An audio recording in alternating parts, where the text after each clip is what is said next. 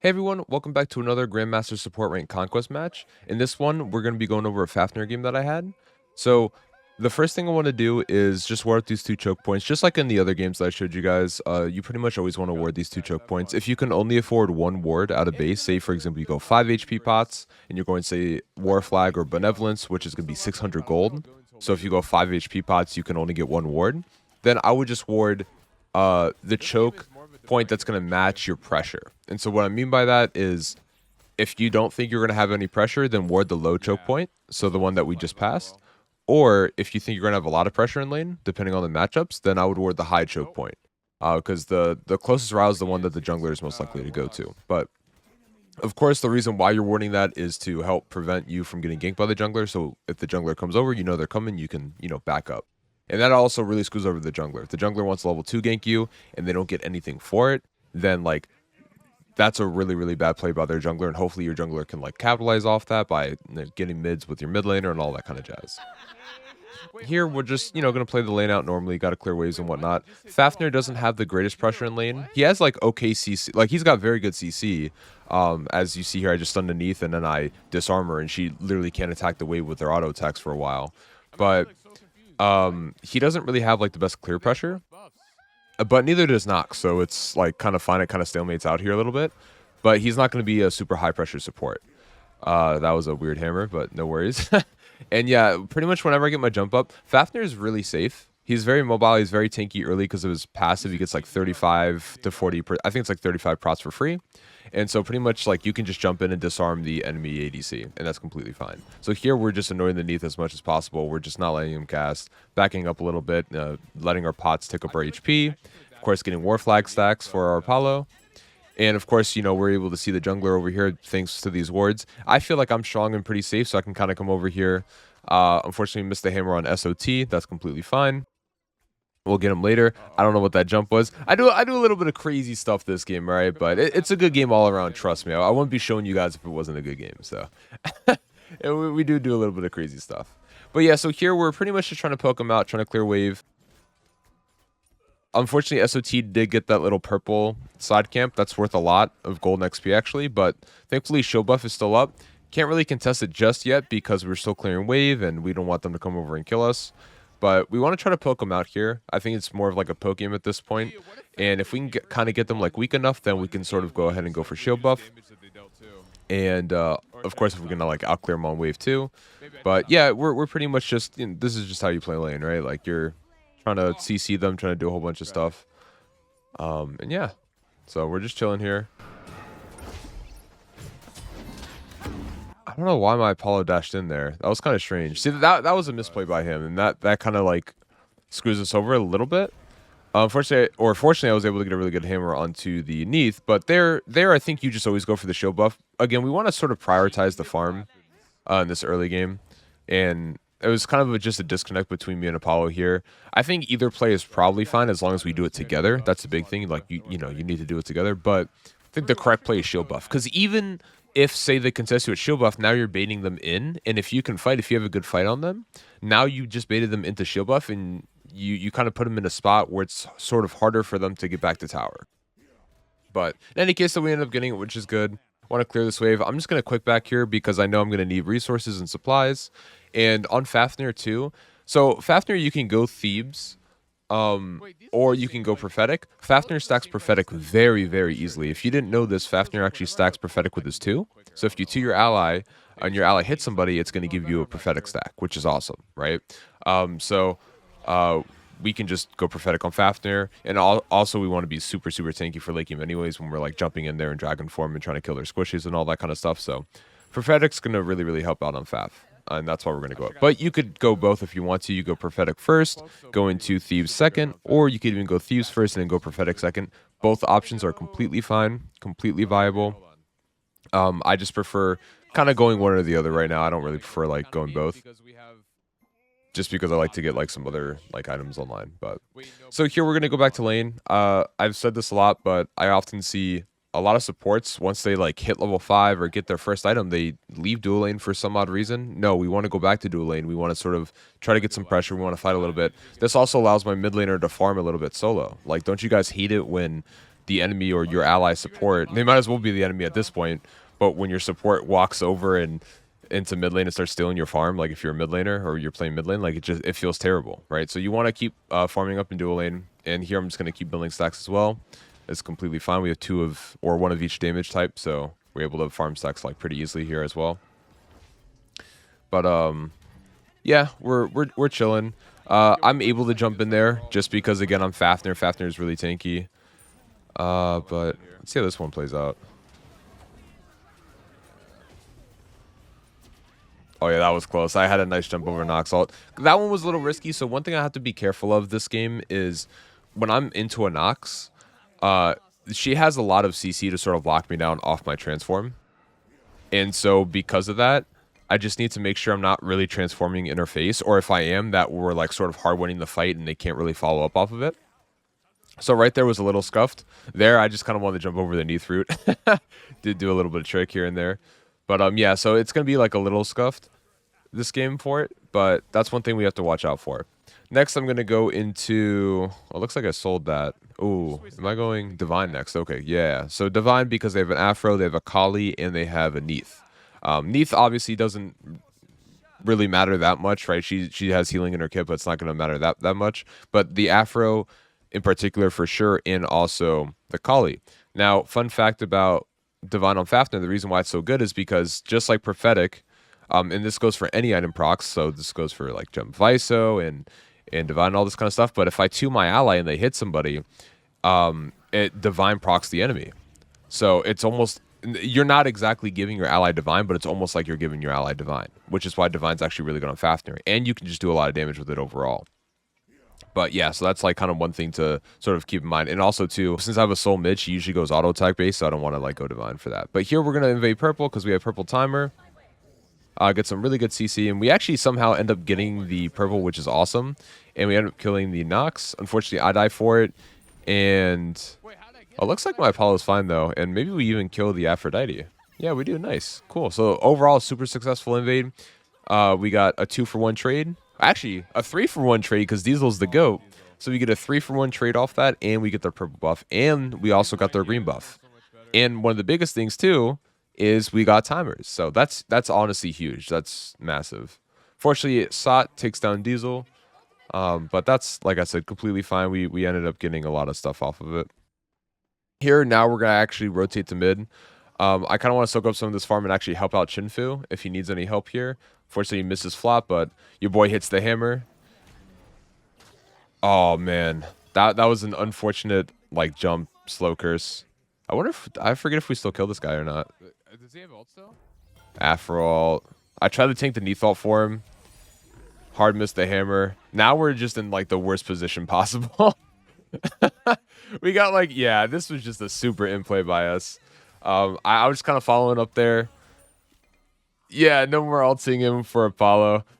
I only typed that because, dude, I don't know if you guys see the same thing, but every time I have an Apollo on my team nowadays, they just always in. It doesn't matter who they are, how good they are, how bad they are with Apollo. They always in when they ult in. It's just so unfortunate.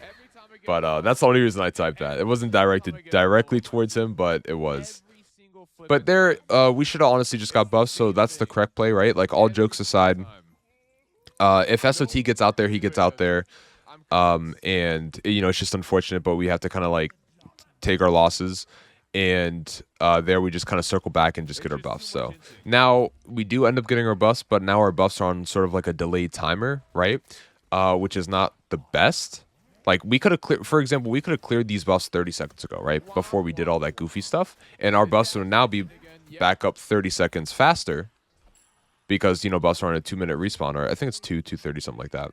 And so, you know, they'd be up 30 seconds faster. So it's kind of like more farm over time, if that makes sense. So that's why you want to try to clear buffs as fast as you can. But luckily we have their buff timers. So again, I'm just going to come right back over here, annoy the Neath, and just invade her buffs. Their Nox right now, what she should be doing is coming over here and helping her out. She knows that we have the timers because she actually died defending these the last time. So she should be helping out the Neath, but she's not. And that's a misplay by the Nox right there, right? And so we're able to get that and capitalize off of it, which is huge. She's contesting mids. But the thing I've noticed about this meta is that if you're pressuring the enemy ADC and really clearing stuff and your ADC is good enough, your ADC can easily carry the game. The ADC's weakest portion of the game is, of course, the early game. I mean, you could say that for all roles, but especially the ADC, it feels like they can't really do too much by themselves in the super early game. But then when they hit late game, like 6 ADCs, they just shred everybody. So now I'm just annoying the Neath. So they have a wave under their tower, and so I'm just trying to prevent this Neath from getting to that wave. She's missing farm because of me. She's actually getting really weak too. I'm surprised at how much damage I'm doing. But I do have T2 Divine, so I guess it makes sense. And Apollo ends up getting ulting in and getting her. So I will say, like, me annoying the Neath right there and like preventing her from getting wave was all part of my plan. Apollo ulting in and actually end up like being able to kill her because I got her weak was not part of the plan. I was not thinking about that, but I'm glad it worked out. So we were able to kill Neath. She misses 2 waves here, which is huge. Apollo gets the kill, and now we're about to get gold. Now I would just want to sort of like play goalie and block Nox ult. That's my biggest, like, that's what I want to do here. And that's exactly what we do, right? So we were able to annoy the Nox a little bit, give our team a little bit of information, and block her ult. Afro steps up. It's kind of like, this is a huge misplay by Afro, I think. Yeah, and we just ended up getting the kill. But that was a really big misplay by Afro. I mean, there's no reason for her to come back over there when we have already gotten the goal here. She just needs to farm at that point. But yeah, now this is a misplay by Chinfu, like kind of stepping up after we kill the Afro, all that kind of jazz. I don't know if he actually ends up living here. I guess he does, which is really surprising. Here we want to try to save Diesel, get him out, and looks like he's good. Soul 3 is actually such a crazy ability. But so yeah, here we're going to finish up Divine. Again, Divine is going to proc off our allies when we 2 our allies. So a lot of people still have a lot of confusion around Fafnir's 2 for some reason. So let me see if I can try to clear it up. Fafnir's 2 is when you 2 an ally, besides stimming them and giving them increased auto attack speed, you're taking 20% or 30%, whatever it is, a percentage of their power, and it's getting converted to your damage. So when they hit somebody, it's like your damage that they're dealing to the enemy, which is why proc items work, because it's your damage, not theirs. But it's I think the reason why people get confused is because it's a percentage of their power.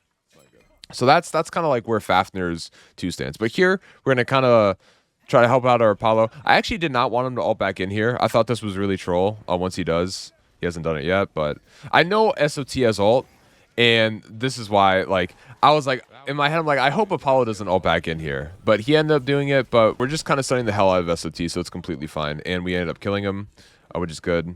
Oh, I thought I actually was going to kill him with Tick right there. Okay, well, at least the hurt got him.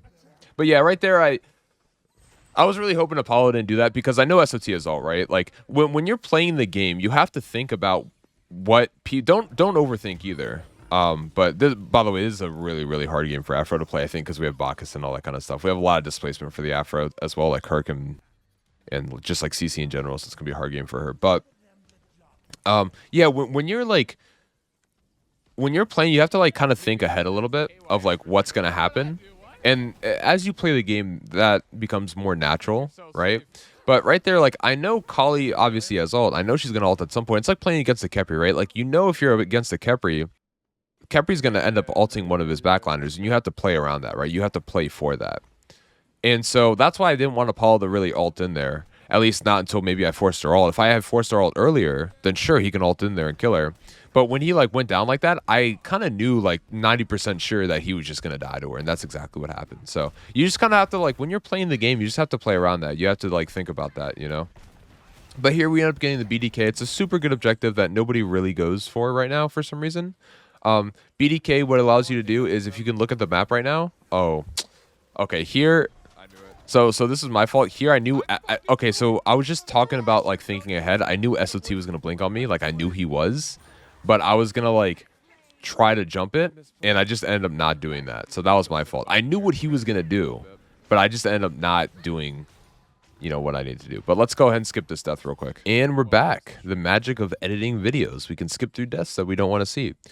But in any case, though, yeah, so what the BDK does is that you can see enemy wards on the map, essentially, for 60 seconds. Everybody on your team can see them, and there is no like range. It's the entire map. And so what's cool about that is it allows you to sort of establish pressure because you know where their wards are, and you can also kill the wards, right? It's like having a global sentry ward, essentially, that can't be taken down. And you can kill their wards and, of course, get the 50 gold for each ward that you kill, which is huge. So, you know, don't just net global gold and XP from killing BDK, but you can also get local gold to yourself from killing enemy wards, so you get even more gold. And you establish map pressure, too, because you know that they don't have wards, and you kill their wards. Here, I'm just trying to build stacks off the Kali. You guys know what it is. We're prophetic, so we want to build these stacks. But look how fast I'm getting these stacks. I already have 19 stacks. Sorry, not 19. I already have 24 stacks, and we're 15 minutes into the game. Like, this is really, really good. So that's why I say Fafnir is really, really good at building stacks. Chinfu just likes goofing off. That's completely fine. Here we end up going binding. So this is actually a really good build for me right now. This gives me a lot of flat pen, right? So I have a little bit of cooldown on my kit. I'm going to want to build more cooldown later on. So I should be going Pridwin next item. Probably after starter. It depends what comes first, honestly. Like how much gold I get, or am I hitting level 15 first. But we have a lot of flat pen in our kit. So we have a little bit of CDR, and then we have Divine and Binding giving us flat pen. So we can literally like kind of solo anybody, I think, at this point in the game. Like we should just be able to solo anybody if we hit everything. In both our regular form and alt form as well. But look how much damage I do to this Neath with just a hammer. Here I want to play ahead of the Neath. Gonna slow curse her a little bit, kind of keep her still. She beats that, so we want to... Damn, see, we missed the hammer. If we didn't miss the hammer, probably don't kill her, but we get her even weaker. Apollo gets a nice kill, though. Cheeky McClappins. Want to try to get him out. We do have Shell Form. And this guy just hammered in, so I was like, you know what? We can kind of just go kill him if I hit everything. I should have tubed the Apollo there and not myself. That was a little silly by me. But now we're a little too deep. And we're going to go ahead and get punished for this. This is just kind of like a oopsie play. Probably didn't have to go back onto the Thor, so that's just a little bit on my end. And Apollo was just falling up, so that was just my fault. But it is what it is. Let's go ahead and skip this death. And just like that, we're back. Let's go. Cool. So yeah, I do want to go into Pridwin next, like I said, but kind of just depends what comes first. Either Pridwin or hitting level 15, getting starter. But here we're just kind of roaming the map right now. Gold Fury, Pyro, and BDK. Not BDK, sorry. FG are all up. So BDK despawns at 15 minutes, and you get the actual FG that spawns in its place. But here, we just want to keep farming, of course. We look at buffs. Buffs are actually going to be, especially in the mid to late game, it's going to be one of your highest sources of farm. Buffs like give you like, look at this XP jump, dude. It's actually insane. I just got so much XP off splitting, even just splitting those buffs, right? Like I'm splitting with Apollo. I just got so much XP and gold splitting those. So buffs are going to be, you want to make sure you're getting buffs. Now, one thing I tell people, and one rule I guess I never go, or I do, is I never go for red buff or split red buff unless it's like later on in the game. Hold on one second. Nice little fight. So we want to disarm the Kali, right? And I'm going to go over this in a second, but let's just watch this fight play out.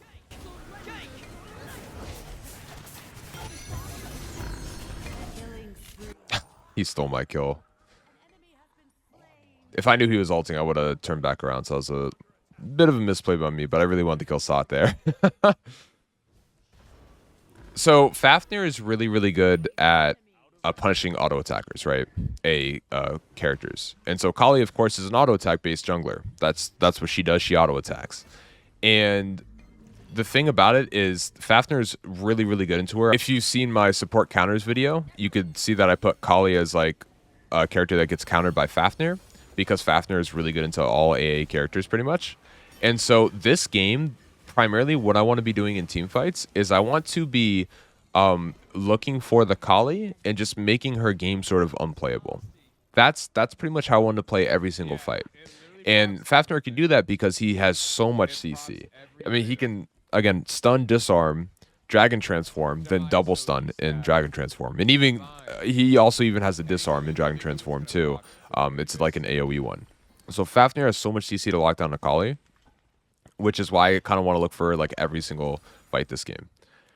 Here, I don't know if I really want to fight too much. We're actually about to get max stacks prophetic, which is nice, but Kali ends up coming for me. I try to bring her to my team while she's focusing me so they can like do damage to her and kill her, but I guess nobody was really paying attention right there, which was just a little unfortunate. But we end up getting War Flag. We're at T1 Pridwin now, so now we have 20% cooldown. One thing I do like about Pridwin as well, not Pridwin, sorry, Prophetic that I didn't mention earlier, is it also gives 10% CDR. Thebes doesn't give that. So you have a nice little CDR item in the earlier portion of the game. And of course, if you go Prophetic and Pridwin, that's already 30% CDR, and then you can make up the rest with your green buff if you get the blue totem, that kind of jazz. So yeah, just a little friendly BM to SOT, little friendly talk here. But yeah, no, I mean we were just kind of chilling. It looks like we didn't fast forward through this death, but that's completely fine. So here we're just gonna make it down mid lane. Late game also, I want to make sure I'm, stimming my auto attackers, especially my soul. Because my soul, I think, went an ability-based build this game, which I was not aware of. If I knew she was going to go an ability-based build, I actually probably wouldn't have gone Divine. And maybe I would have gone Demonic instead. I thought Soul was actually going to end up going Demonic Grip. And so I was like, okay, I'll get Divine because, Soul's not really good at building Divine unless she does go ability-based.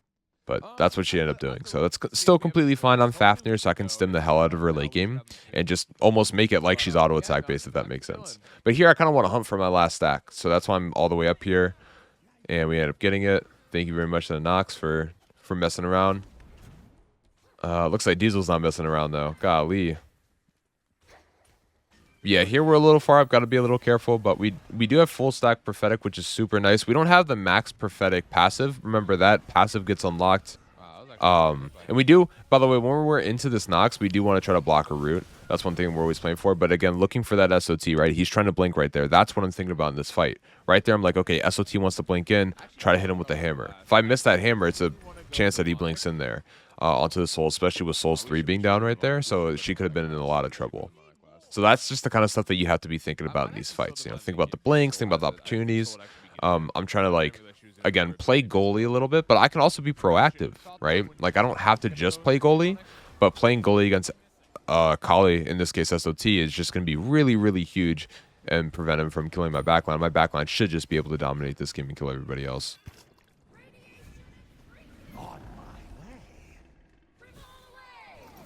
Looks like here, after we get Golf here, we have a pretty high amount of pressure on the map right now, which is not bad at all. So we kind of want to go up here and use this pressure. I saw Kali on the map. She's right next to my soul. So there she is. Again, just want to try to, keep her in the back of my head. Just want to keep focusing on her. I know I keep repeating myself, and I apologize for that, but, I just want to stress how important it is to do that. I really wish I hit that hammer there. We wouldn't have killed her, but we would have forced something like maybe a beads or maybe like a... It would have allowed us to kind of, focus her a little bit harder there. But she's doing a good job clearing wave here. Little preemptive hammer there. But looks like Apollo goes onto her. And then I do a slow curse here. Slow curse is going to... Well, in her ult, she's not slow, but it's going to reduce her damage, right? So it's still doing something. And then, yeah, we're just, killing her. Again, it's really, really hard for her to play the game if we're, focusing everything that we got on her. So it's good. Nox ends up TPing out. That's completely fine. Want to jump on this Neath here. But, dude, my Divine proc right there onto the Bacchus just did so much damage. It was actually insane. I'm killing the Thor. Now we're in a really good spot to just do FG, right? They have 2 alive. One of them's Afro. One's Nox. They're not going to get past us. We have 2 A characters that are just going to melt this thing. And we have a Fafnir as well. I want these guys to group up, but they didn't group up. You guys, ever play the game when you're just, you have Bracer or you want to stim a character or something like that, and they're just running away from you, not grouping up? I hate that, dude. So here I realize I can kind of leave VFG because it has just a little bit of HP left. Unfortunately, I missed the stone with Afro, but she pre-beads it anyway, so it wouldn't have mattered. So we did end up getting her beads, but we probably could have killed her right there if I hit the 3, which I guess that does matter, so that's just a little unfortunate. But here I want it back. Not too much mana. And I think after I get Reverend Pridwin, by the way, Reverend Pridwin, which is the blue one I just got, really, really good. Just previously got a buff. So I don't even think it needed a buff, to be honest with you. But it gave you 200%. It gave you a shield equal to 200% of your protections, and now it gives you a shield equal to 225% of your protections, which is insane to think about. So you get a massive shield off Blue Pridwin. So I highly recommend pretty much going at every single game. Even if you do use the other Pridwin, the Glorious Pridwin better, which is double explosion, so it technically does more damage, I still think because Blue Pridwin got a buff, I still think it's probably just best to go at every single game now on whatever character. At least that's what I do. So that's what I would recommend. But of course, you go whichever one you want to go. Here, surprisingly, we're actually clearing this pretty easily, but that's just the Divine Ruin, to be honest with you. And so we're just getting this, and I think we want to upgrade relics here as well. Hopefully past me upgrades relics. That's what future me would do right now. and looks like that's what we're doing. So these relics are really, really, really going to make a difference. I mean, Kali already can play, and this is going to be even harder for Kali to play. So we just got 500 gold, so that's why we're turning back around to upgrade this shell here. But the T3 shell upgrade is going to negate even more auto attack base damage while we have the shell active on somebody. And the T3 slow curse upgrade or emblem upgrade is going to reduce the enemy's damage even more. So it looks like SO team wants to fight here. Really nice, like hammer, slow curse. We missed that. That was a really good juke by him. Missed that. But I just realized, I was like, how much damage am I doing here? And then like, yeah, we're just like killing this Kali. I kind of back up a little bit because I thought he was like going to come in and I was going to die. So that was a bad backup by me. Figured he would blink this, which he did, but I'm just kind of running him down right now. Just a little bit again, like friendly BM. I thought he was going to jump there, which is why I didn't hammer at first. So, you know, it's a little bit of mind games right now that's going on between me and him. But, you know, we're just running after him, and we just get a super, super nice one over the wall and end up killing him. So that's huge. Yeah, just pretty much soloed the Kali. Like, yeah, SOT's flipping out right now. Pretty much soloed the Kali, like, a lot easier than I thought I would have been able to. So this build's pretty OP. This build's pretty OP. Ever since this game, this was kind of like a new build I was trying this game. Oh yeah, super good disarm run to Thor right there. I'm pretty sure Diesel dies if we don't get that disarm. So that was really, really good. But this is a build I was kind of trying out this game. And then I was like, you know, I'm just going to start running this from now on because this is actually just super nice. But yeah, the Divine Ruin just does so much. You could replace Divine with like ISO, Deso if you want to, all that kind of jazz. But in games like this, when they have a lot of healing, you go Divine. It's so good on Fafnir. It gives your teammates like anti-heal pretty much because even though it's your anti-heal, they're proccing it, if that makes sense. And yeah, we just, unfortunately, the boys let me die to Titan, but we end up winning the game. So there's like a lot of stuff this game. The reason why I wanted to sort of show you guys this game is because, first of all, we kind of went ham this game with the build and all that kind of stuff, so I wanted to show that off. But also too, there's like a lot of like do's and don'ts this game that hopefully you guys could learn from. So yeah, that's why I kind of wanted to show you guys this game. But I hope you all enjoyed, and I hope you guys sort of enjoy this like little series I'm doing where I'm just sort of doing like gameplay commentaries. Again, it's to help you guys out, help you guys become like better players. So it's kind of like a play-by-play sort of thing. And it's to help you guys kind of see like what I'm, you know, doing wrong so you can kind of like not do that. And also what I'm doing right, when I think I'm doing right, so you can kind of capitalize off that as well. So yeah, I hope this is like really helping you guys out. And until next time, see ya.